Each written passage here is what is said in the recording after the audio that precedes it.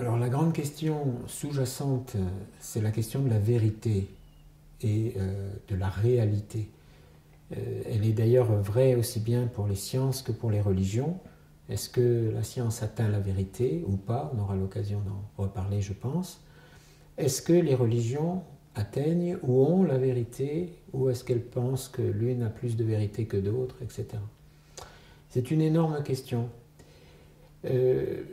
Il ne faut pas confondre, à mon avis, et là je vais me situer dans la tradition chrétienne, il ne faut pas confondre l'approche de la vérité par nos concepts.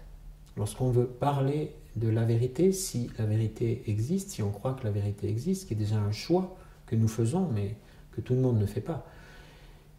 Certains pensent qu'il n'y a que des vérités, et qu'il n'y a pas la vérité. Bon. Nous pensons qu'il y a la vérité. Pourquoi?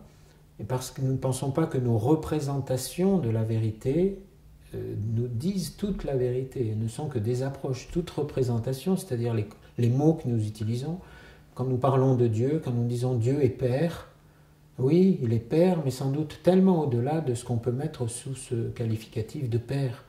Quand nous disons Dieu est tout-puissant, alors là, voilà qui a fait couler beaucoup d'encre, et la toute-puissance de Dieu est certainement bien différente de nos propres conceptions de la toute-puissance. Donc Dieu est toujours au-delà de ce que nous pouvons en dire, y compris dans le cadre d'une théologie. Et pourquoi nous pensons au mystère de Dieu? Il reste toujours un mystère.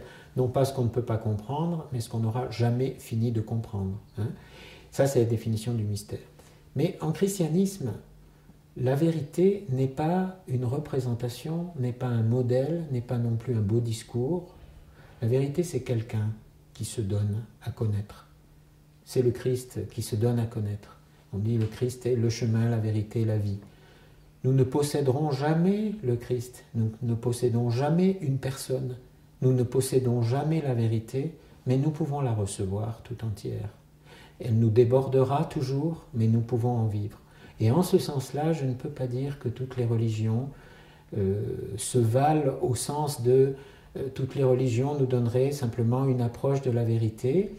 Je crois que toutes les grandes religions, comme le dit le Concile Vatican II, sont des lumières, en effet, vers le chemin de la vérité. Ça, je le crois, et que ça fonde le dialogue interreligieux. Mais je pense que lorsqu'on conçoit que la vérité est une personne et non pas une théorie ou une théologie même, à ce moment-là, je pense que le Christ est vraiment la vérité, le chemin et la vie, et ce n'est pas une revendication de supériorité du chrétien, pas du tout, c'est au contraire l'ouverture à une personne qui s'offre à nous, et qui est à la fois plus intime que nous-mêmes, et qui en même temps est tout autre.